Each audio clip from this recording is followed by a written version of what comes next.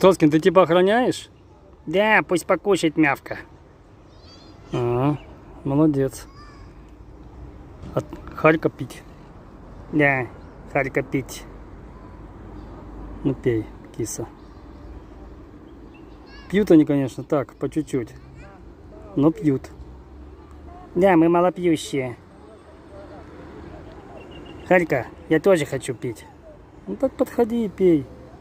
Сейчас подожду. Кто там возле меня блок своих сбрасывает? Это я, мявочка. Девочка. Да. Тобик, короче, если что останется, возьмешь и поешь. Да. Что останется, возьму и поем. Все, ребята. Уж точно, до свидания. Вам опять на корм наступил. Хорошо, что я мягко наступаю.